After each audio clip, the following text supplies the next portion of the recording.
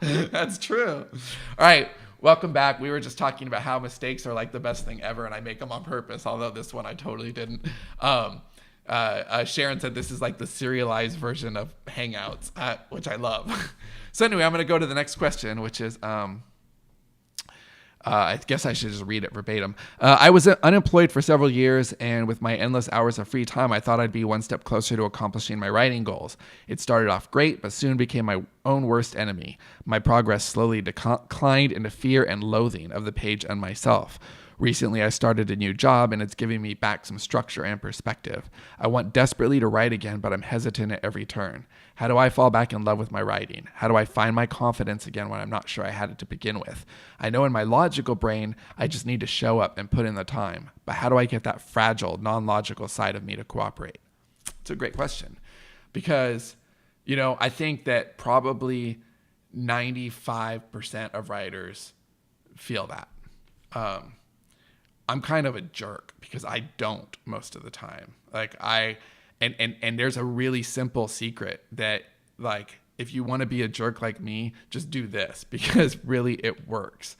Give yourself permission to suck, because really, like, it really is that simple. If you guys could see some of the writing that I've done that you've never seen, it's really bad. It's really, really bad.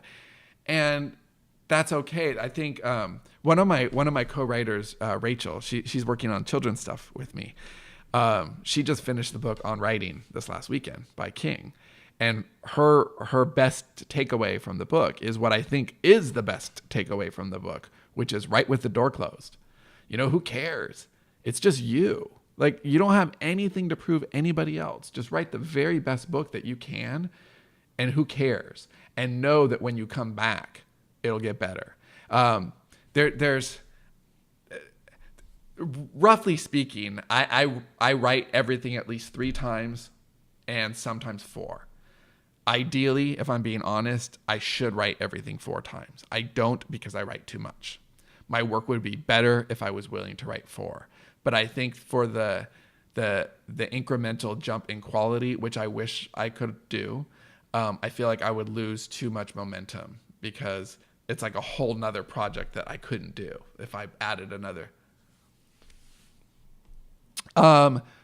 Yes and no. I never throw anything away, like delete. I just throw it in a bin or in a folder that I say I might look in again, although I never, ever, ever, ever, ever have. And just this last weekend, I upgraded my OS and I went through a bunch of folders, and I'm like, what the hell, dude? Why do you keep onto this shit?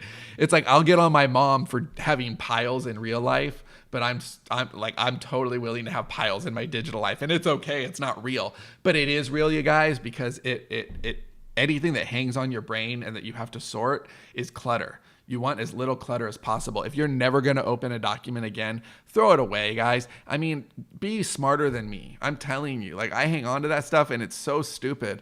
So yeah, really, you just got to give yourself permission to suck. It really is that simple. I think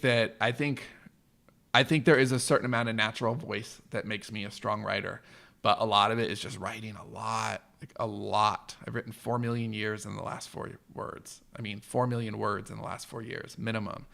And it's hard not to be like, if I wasn't a good writer, man, how much would I suck, right? If I couldn't get good after 4 million words, like, I would, like, maybe have a disability that I needed to have checked out. It's important that I don't call me while I'm hanging out. It's important. See, I lost my train of thought, phone. Tanya, when you're putting these up later, that's you bringing, by the way. So yeah, I don't remember what I was saying. So it was, yes, give yourself permission to suck. Yeah, you really, really have to do that. It's the most important thing, because if you do that, then you're not going to self-edit.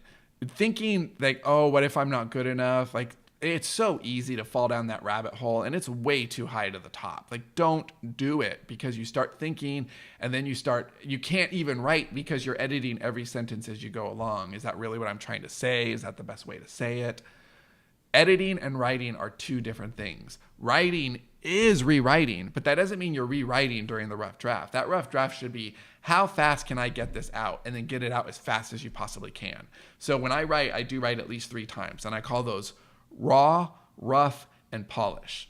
Now the raw draft is really bad. Sometimes it ends up being okay, but sometimes it's shockingly bad. Like if you guys saw this, you would be horrified. You wouldn't believe that I wrote this.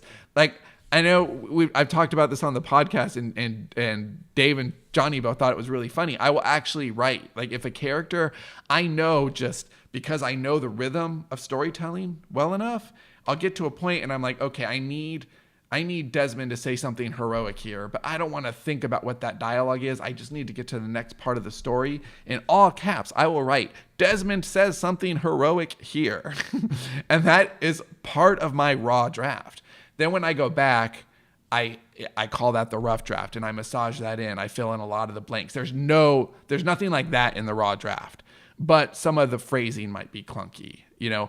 And then during the polish, I really massage that into shape and make it something that you could read through without stopping.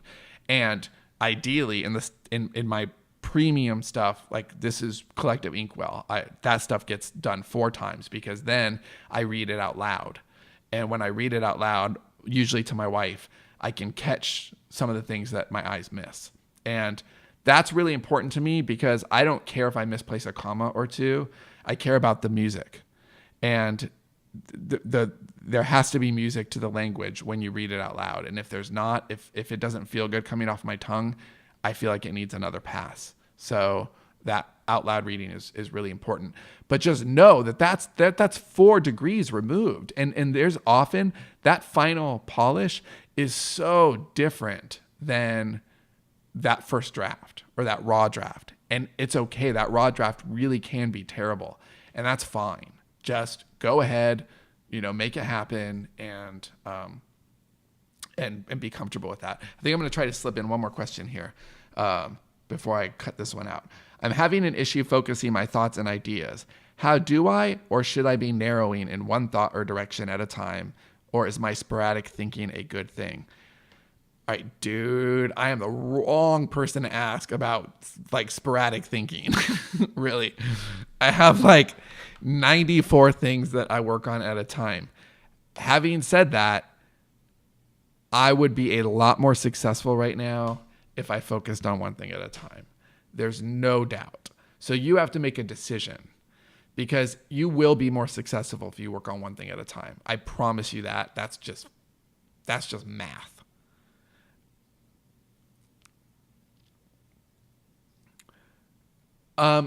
You know what? That's a great question.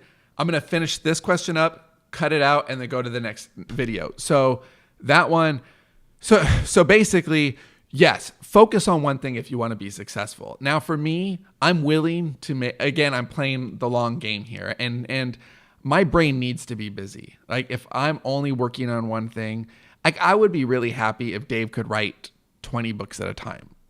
That would be awesome. I'd never go anywhere else. I'm a very monogamous writer. I'd be perfectly happy forever. But the truth is that's not really possible. Like we do what we do, and we do it well. But like he doesn't really want to write children's stuff, and I really do. So I want to do that also. And so I have to work on a lot of things at one time. I've got my little businessman in me who wants to do something with Danny Cooper, with Outstanding Setup, which has nothing to do with writing. But I love the entrepreneurial idea, and I'm interested in that. So I have to be busy in that way to keep my brain happy. So, but I know intellectually I'm making a decision there. I'm sacrificing some amount of success for happiness, that I'm working on all these crazy things. But do I think it's the best thing to do? No. So the answer is you don't have to rein in your ideas. You have to accept them and know that it's coming at a sacrifice. If you're thinking about several different things, then you are dividing your potential. If you focus on one thing, you'll get where you're going much faster. Totally. So I'll see you guys in another second.